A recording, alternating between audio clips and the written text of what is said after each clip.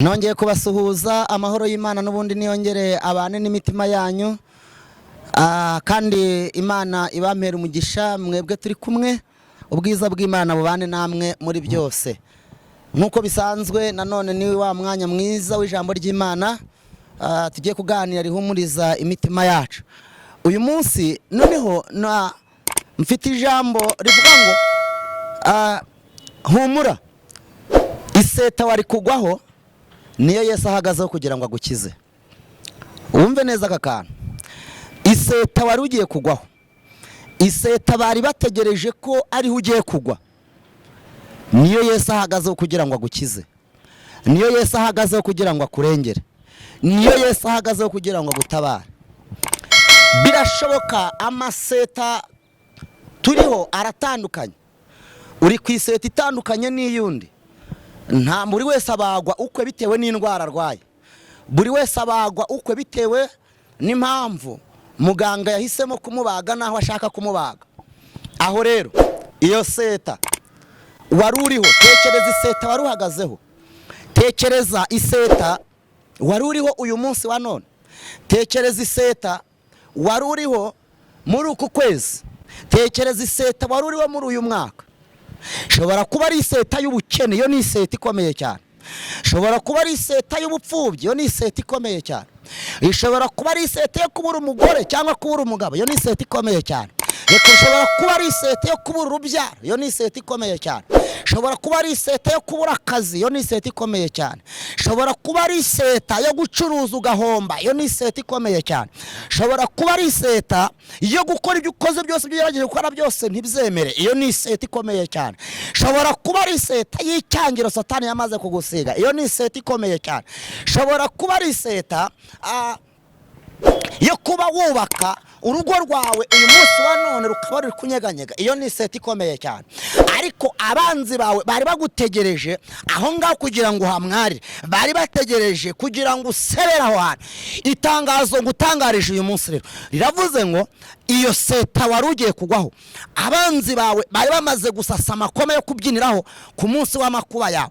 Ariko ndagutangariza iri tangazo rivuga ngo bazabitegereza ntibazabibona. Imana yanze gukorwa n'isoni, Imana yanze kumwara, Imana yanze kwabanzi bawe bagukina ku mubyimba, Imana yanze kwabanzi bawe bakwishima hejuru, Imana yanze kwabanzi bawe bavugiriza impundu kunesha, Imana yanze kuba umuhigo w'abanyamahanga, Imana yanze kuba umuhigo w'abatakebwe. Nagira ngo nkubwire ngo komera, iyo seta wari uriho Imana yamaze kuhagarara, Yesu yamaze kuhashinga ibirindiro, Yesu yamaze kuhatura kugira ngo akurengere. Ntituzapfa tuzaramane ku ijambo ry'Imana rivuga ngo kugira ngo tuvuge imirimo itangaje Uwiteka Imana yagize ate yakoze. Nawe rero iyo seta bari bazi ko ariyo bagutegererejeho, Imana irabyanze. Umuntu umwe nagira ngwira ngo uri umunyamumaro, ufite umumaro kuri Kristo, ufite umumaro ku Uwiteka. Nubwo waba wireba ukisuzugura, ariko uri w'agaciro, uri umuntu udasanzwe, uri umuntu ufite icyo usobanuye kuri Kristo, kuri Data wa twese. Umuntu umwe yari afite amatungo atatu, afite amatungo atatu, aza kugirana isezerano n'umuntu umwe ukomeye, umutware ukomeye cyane. Aramubwira ati rero ku itariki 9 nzagusura. Umugabo ajya mu rugo, amaze kujya mu rugo aragenda ategura umugore we, aramubwira ati rero madame, ku itariki 9 dufite abashyitsi, kandi abashyitsi dufite n'abashyitsi b'Imena, n'abashyitsi bakomeye, n'abashyitsi badasanzwe. None tuzabazimanira iki? Urabizi ko mu ruganiriro hirya Ikambere, aho twita Ikambere, iyo ngiyo mu cyumba niho umugore n'umugabo baganirira, bakaganira ku nshingano z'urugo.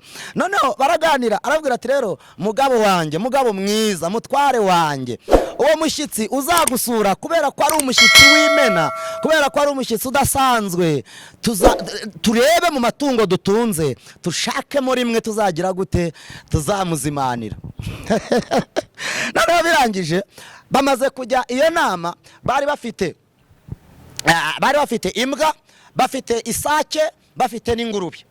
Noneho baravuga bati rero nta kindi twazimanira uriya muntu kereka kumutekera iriya nkoko, iriya sake tukayimutekera noneho akagira ate akarya nawe akanezerwa kubera ubusongore n'ubukaka n'agaciro tumugomba n'icyubahiro tumuha. Turagomba kumutekera iriya sake.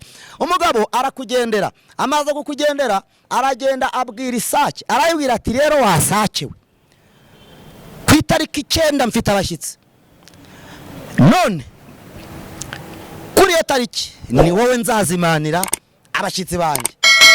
Okay, isake irabyumva, iravuga iti okay nta kibazo, ariko reka nanjye wenda ngira icyo nkubwira. Ngo isake ibaza sebuja, iramubaza ngo none databuja nibyo koko, ese nungaburira abashyitsi, nunzimanira abashyitsi, ninde uzajya kubyutsa mu gitondo? Wibuke ko saa 11 ndabika nkagukangura, saa 9 mbanza kugutegura kugira ngo urebe wibuke ko ufite akazi, ufite misiyo. Nubwo niba ubona rero nta mumaro ngufitiye, nta kibazo unzimanira abashyitsi. Umugabo arita mu gutwi, aravuga ati iyi sake koko ndamutse nkuriye ntabwo nazabona umbyutsa. Ati koko uri umunyamumaro, sawa.